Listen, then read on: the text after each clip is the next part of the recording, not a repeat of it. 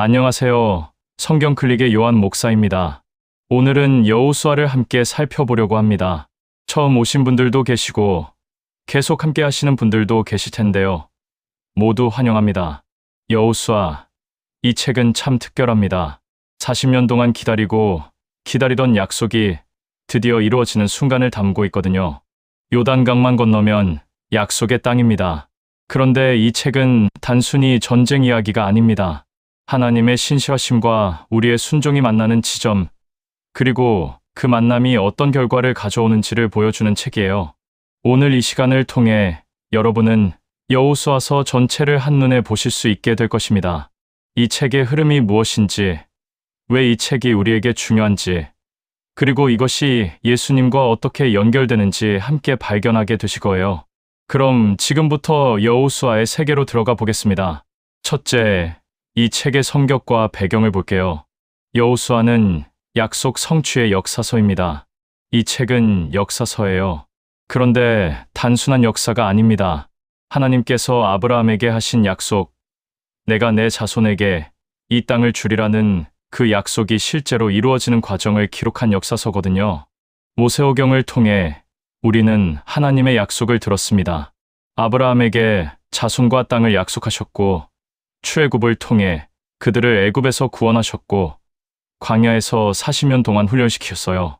그런데 신명기 끝에서 모세는 요단강 건너편 가나안 땅을 바라만 보고 죽습니다. 이제 그 약속을 이루어야 할 때가 온 거예요. 누가 이 책을 썼을까요? 전통적으로 여호수아가 직접 기록했다고 여겨집니다. 물론 24장 후반부 여호수아의 죽음 이후 기록은 다른 사람이 추가했겠지만 대부분의 내용은 여호수아가 직접 경험하고 기록한 것으로 봅니다. 언제 썼을까요? 이스라엘이 가나안에 들어간 시기, 대략 기원전 1400년경의 일입니다. 40년 광야 여정이 끝나고 이제 새로운 세대가 약속의 땅에 들어서는 순간이에요. 왜 이 책이 기록되었을까요? 하나님의 신실하심을 증거하기 위해서입니다. 하나님은 약속하신 것을 반드시 이루신다. 이것이 이 책의 가장 중요한 메시지예요. 동시에 후대에게 순종의 중요성을 가르치기 위해서입니다. 성경 전체 흐름 속에서 여호수아는 중요한 전환점에 있습니다. 창세기부터 신명기까지는 준비의 시간이었어요. 약속을 받고 애굽에서 나오고 율법을 받고 광야에서 훈련받았습니다. 그런데 여호수아부터는 시행의 시간입니다.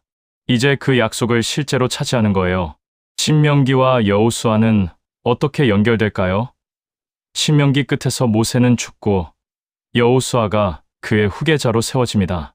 모세가 너희가 요단을 건너 들어갈 땅이라고 말씀하신 바로 그 땅에 여호수아와 백성들이 실제로 들어가는 거예요. 그리고 여호수아 다음에는 사사기가 옵니다. 여호수아가 땅을 정복하고 분배하지만 완전히 정복하지는 못했어요. 곳곳에 가나안 족속들이 남아 있었습니다. 사사기는 바로 이 미완의 정복이 가져온 문제들, 순종하지 않은 결과들을 다루게 됩니다. 여호수아만의 특징이 무엇일까요? 이 책에는 하나님의 초자연적 개입이 계속 나타납니다. 요단강 물이 갈라지고 여리고 성벽이 무너지고 해와 달이 머무릅니다. 왜 그럴까요? 이 정복이 사람의 힘으로 되는 것이 아니라 하나님의 능력으로 이루어지는 것임을 보여주기 위해서입니다. 둘째, 여호수아서의 전체 흐름과 구조를 살펴보겠습니다. 여호수아는 준비 정복 분배 결단의 흐름으로 이어집니다. 이 흐름을 따라가다 보면 여호수아서 전체가 한눈에 들어오실 겁니다. 이 책을 크게 나누면 네 부분으로 볼 수 있어요. 첫 번째, 준비입니다. 1장부터 5장까지가 여기에 해당합니다. 1장에서 하나님은 여호수아를 격려하십니다. 강하고 담대하라는 말씀을 3번이나 반복하세요. 그러면서 이 율법책을 내 입에서 떠나지 말게 하며 주야로 그것을 묵상하여 그 가운데 기록한 대로 다 지켜 행하라 그리하면 내 길이 평탄하게 될 것이라 내가 형통하리라고 하십니다. 리더십의 비결이 무엇입니까? 말씀 묵상과 순종입니다. 2장에서는 정탐꾼을 보냅니다. 40년 전 12정탐꾼이 불신앙의 보고를 했던 것과 달리 이번에는 2사람만 보내요. 그들은 라합을 만나고 긍정적인 보고를 가져옵니다.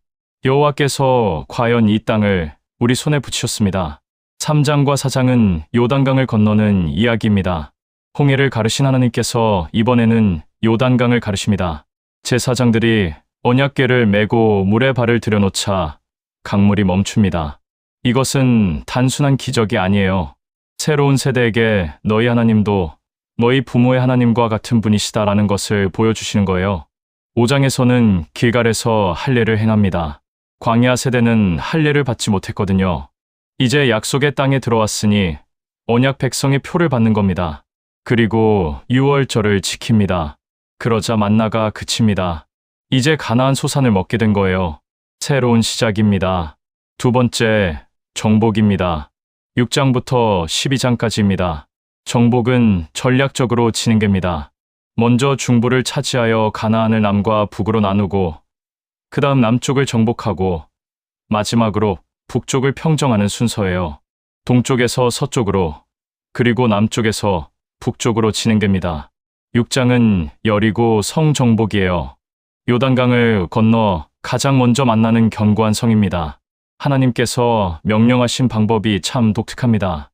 엿새 동안 성을 돌고 7째 되는 날 7번 돌고 나팔을 불며 외치라고 하십니다. 사람의 방법으로는 이해할 수 없는 전략입니다. 그런데 백성들이 순종했어요. 그러자 성벽이 무너집니다. 7장은 아이 성에서의 실패입니다. 왜 실패했을까요? 아간이 여리고 성에서 하나님께 드리기로 한 물건을 취했기 때문입니다. 한 사람의 죄가 전체 공동체에 영향을 미칩니다. 죄를 처리한 후 8장에서 아이 성을 다시 공격하여 승리합니다. 여리고와 아이, 이 두 성을 차지함으로써 가나안 중부가 남북으로 갈라집니다. 9장은 기브온 족속의 속임수입니다. 그들은 먼 곳에서 온 것처럼 꾸며 이스라엘과 평화 조약을 맺습니다. 여호수아와 지도자들이 왜 속았을까요? 여호와께 묻지 아니하고 라고 기록되어 있어요. 기도하지 않은 결정의 결과입니다. 10장에서는 남쪽 정복 전쟁이 나옵니다. 여기서 유명한 사건이 일어나죠. 여호수아가 태양아 너는 기브온 위에 머무르라 달아 너도 아얄론 골짜기에 그리할지어다 라고 기도했고 해와 달이 머물렀습니다. 하나님께서 이스라엘을 위해 싸우신 거예요. 11장에서는 북쪽 정복 전쟁이 나오고 12장에서는 정복한 왕들의 목록이 나옵니다. 모두 31명의 왕을 물리쳤어요. 세 번째, 분배입니다. 13장부터 21장까지입니다. 이 부분은 땅을 어떻게 나누는지를 자세히 기록합니다. 각 지파마다 받은 기업이 나와요. 유다 지파, 에브라임 지파, 므낫세 지파. 이것이 왜 중요할까요? 하나님께서 각 지파에게 주신 약속이 구체적으로 이루어지고 있음을 보여주기 때문입니다. 특별히 14장에는 갈렙의 이야기가 나옵니다. 85세가 된 갈렙이 여호수아에게 말합니다. 내가 40년 전에 정탐했던 그 산지를 내게 주소서. 그의 믿음은 여전히 살아있어요. 20장에는 도피성에 대한 규정이 나오고 21장에는 레위 지파를 위한 성읍들이 배정됩니다. 네 번째, 결단입니다. 22장부터 24장까지입니다. 22장에서는 르우벤과 갓과 므낫세 반 지파가 요단 동편으로 돌아가며 제단을 쌓는 이야기가 나옵니다. 오해가 있었지만 결국 화해합니다. 23장에서 여호수아는 늙어 나이 많아졌을 때 지도자들을 모아 고별 설교를 합니다. 그리고 24장입니다. 여기서 여호수아는 모든 백성을 세겜에 모읍니다. 그리고 이스라엘의 역사를 쭉 이야기하면서 마지막에 유명한 선택에 도전을 합니다. 너희 섬길 자를 오늘날 택하라. 오직 나와 내 집은 여호와를 섬기겠노라. 백성들이 대답합니다. 우리도 여호와를 섬기겠나이다. 셋째, 여호수아서의 핵심 메시지와 주제입니다. 여호수아의 핵심은 신실하신 하나님과 순종하는 믿음입니다. 이 책의 중심 메시지를 한 줄로 정리하면 이렇습니다. 하나님은 약속하신 것을 반드시 이루시며 우리의 순종이 그 약속을 경험하게 한다. 21장 43절부터 45절까지 말씀을 함께 읽어볼까요?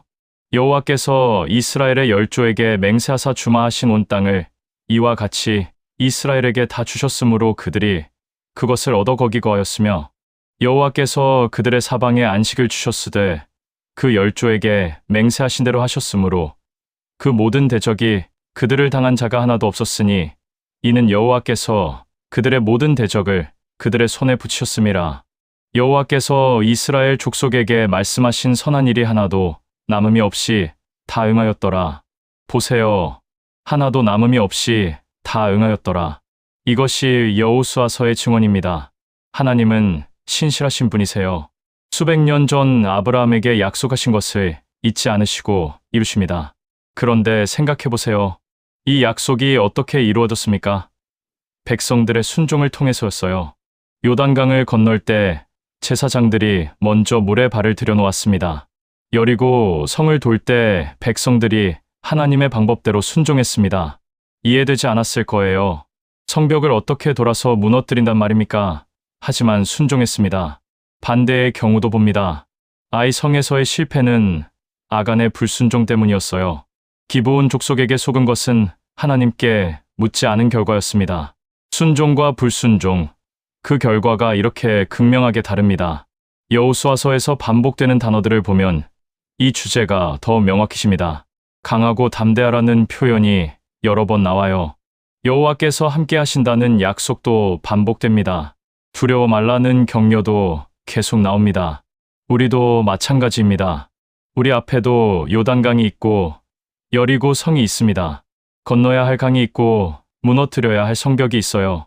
그런데 하나님께서 우리에게도 똑같이 말씀하십니다. 강하고 담대하라. 내가 너와 함께한다. 순종하라. 1장 8절과 9절 다시 한번 새겨 들으시기 바랍니다. 이 율법책을 내 입에서 떠나지 말게 하며 주야로 그것을 묵상하여 그 가운데 기록한 대로 다 지켜 행하라. 그려면 내 길이 평탄하게 될 것이라. 내가 형통하리라. 내가 내게 명한 것이 아니냐. 강하고 담대하라. 두려워 말며 놀라지 말라. 내가 어디로 가든지 내 하나님 여호와가 너와 함께 하느니라. 말씀 묵상, 말씀 순종, 그리고 하나님께서 함께 하심. 이것이 승리의 비결입니다. 넷째, 신약과 연결을 살펴볼게요. 예수님께서 여호수아를 완성하셨습니다. 여호수아서를 읽으면서 우리는 이것이 더 큰 이야기를 가리키고 있음을 발견합니다. 먼저 이름부터 보세요. 여호수아라는 이름이 헬라어로 무엇입니까? 예수입니다. 똑같은 이름이에요. 뜻도 같습니다. 여호와는 구원이시다. 여호수아가 이스라엘을 약속의 땅으로 인도했다면 예수님은 우리를 참 안식, 하늘 본향으로 인도하십니다. 히브리서를 보면 이 연결이 더 명확해집니다. 히브리서 3장과 4장에서 저자는 여호수아를 언급하면서 말합니다. 여호수아가 그들에게 안식을 주었다면 그 후에 다른 날을 말씀하지 아니하셨으리라. 그런즉 안식할 때가 하나님의 백성에게 남아있도다. 무슨 말입니까? 가나안 땅은 진짜 안식이 아니었다는 거예요. 여호수아가 그들을 약속의 땅에 들어가게 했지만 그것은 그림자였습니다. 실체는 예수님 안에 있는 안식입니다. 수고하고 무거운 짐진 자들아, 다 내게로 오라. 내가 너희를 쉬게 하리라고 예수님께서 말씀하셨잖아요.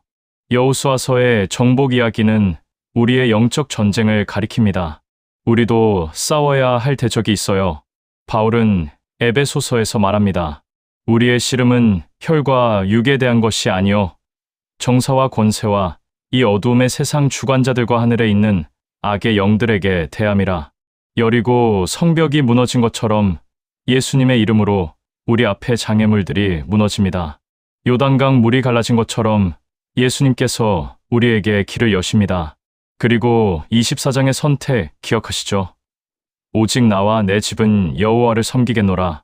이것은 오늘 우리에게도 던져지는 질문입니다. 누구를 섬길 것인가? 예수님께서도 말씀하셨어요.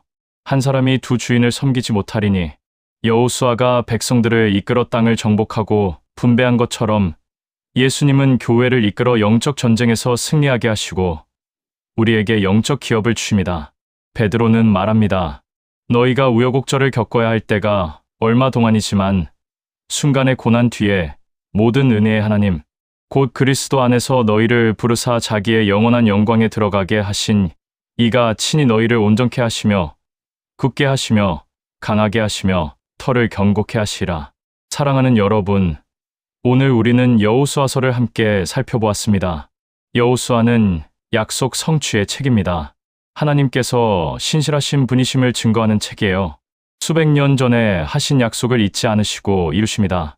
그 약속이 우리의 순종을 통해 경험되는 것을 보여줍니다. 준비하고 정복하고 분배하고 결단하는 이 흐름을 기억하세요.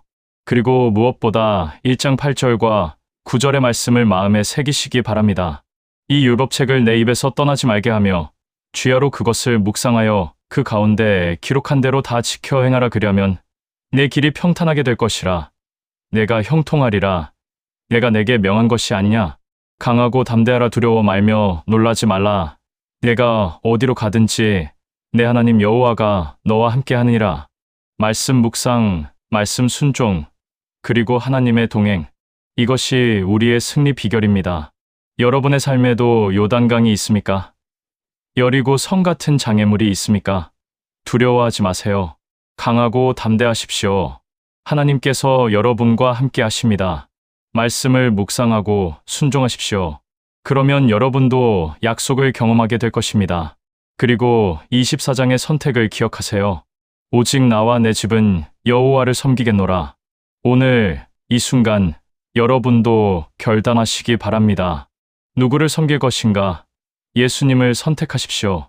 바로 이것이 와 성경기억법의 목표입니다. 단순히 성경을 아는 것이 아니라 성경 전체를 통해 하나님의 신실하심을 발견하고 그 말씀대로 살아가는 것이죠.